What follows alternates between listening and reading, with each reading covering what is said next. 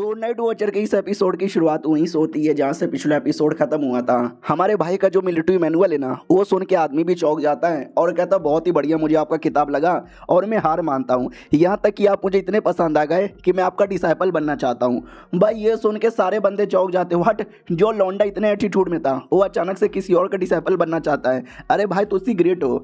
जो grand tutor था ना वो बड़ा खुश हो जाता है और कहता ना यार, हमारा डायनेस्टी में अभी भी दम है, हमारे बंदे अभी भी स्कॉलरशिप कर सकते हैं। जो मास्टर जांग था वो भी कहता दिखा यार, मुझे भी दिखा। तो वो भी देखता है और कहता नो नो नो नो, ऐसा हो ही नहीं सकता, ये तूने नहीं लिखा है, मुझे बता ये किसने लिखा है। क्योंकि देखो भाई कमाल का लौंडा है, जीनियस है, अच्छा स्कॉलर है, लेकिन मिलिट्री, अबे मिलिट्री मैनुअल वो कैसे लिख सकता है? क्योंकि उसने कभी मिलिट्री का पावर महसूस ही नहीं किया, ना कभी बैटल देखा और ना कभी वो जंग में गया। तो सीधा सीधा समझ आता है ये भाई ने नहीं लिखा है, ये किसी और ने लिखा है। तो वो भी कहता जी हाँ, ये मैंने नहीं लिखा है। मालूम है क्या ये किसने लिखा है? ऑडियंस भी कहती ना ना हमको नहीं मालूम। जांग कहता कहीं वाई गोंग ने तो नहीं ना लिखा है। ऑडियंस भी कहती वाई गोंग, हाँ वाई गोंग तो भाई कितना अच्छा बंदा है, स्कॉलर भी है, लड़ भी चुका है, या शायद उसी ने लिखा होगा। तो भाई कहता ना ना वाई गोंग ने नहीं लिखा है, ये लिखा है मेरे बड़े भैया शाओक्वेन ने, शाओक्वेन ने। ये सुन के ऑडियंस भी कहती व्हाट, शाओक्वेन ने लिखा है? अरे इसमें सरप्राइज की कोई बात ही नहीं है कि यार लौंडा यहाँ पर हर काम अच्छे से करता है। अरे मेरी बीबी प्रेग्नेंट नहीं हो रही, उसको भी प्रेग्नेंट कर दो यार, वो बैटल कर चुका है, हमारे देश के लिए लड़ चुका है, हमारे देश के लिए एक बार उसने अपनी जान तक भी गंवा दी थी। तो जाहिर सी बात है उस लौंडे से बेहतरीन कोई नहीं है। अरे लौंडे जी नाइट वॉचर काय को बन गए, स्कॉलर यहाँ पे बन जाते तो मजा आ जाता। सबसे ज्यादा कमीना है उसका चाचा, उसके चाचा ने नाइट वॉचर बनाया होगा, उसकी चाचा की माँ का।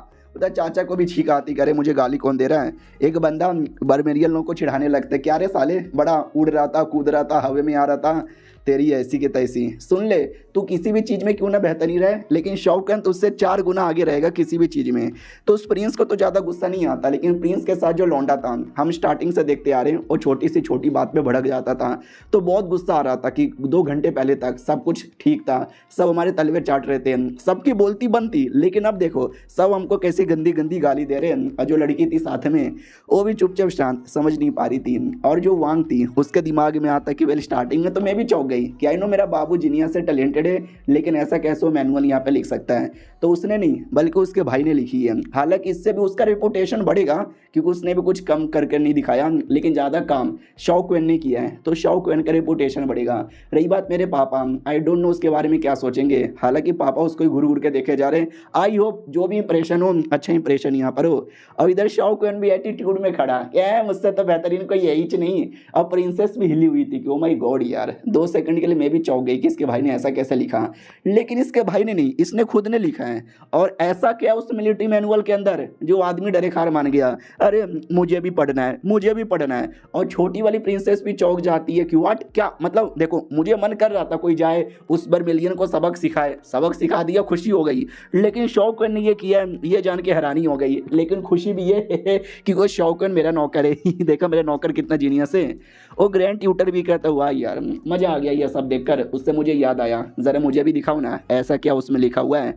तो वो भी पूरा रीड कर लेता है और कहता है गजब यार, ये कोई ऐसी वैसी चीज़ नहीं है, तो छोटी चीज़ें, इसको तो म्यूजियम में स्टोर करके रखना चाहिए, ये हम किसी को और रीड करने का मौका नहीं देंगे, हटो हटो, ये मेरा हो गया है। तो बंदे भी लाइक व्हाट, अरे ऐसा क्या है, हमको भी अब पढ़ना है। प्रिंसेस तो और ज़्यादा एक्साइटेड थी क्योंकि उसको पढ़ने लिखने का शौक था। और ये खबर है उस यूंच को मिल जाता है। यूंच राजा के पास आता है और कहता है राजा जी ये खबर है। राजा जी कहता बोलो क्या खबर है।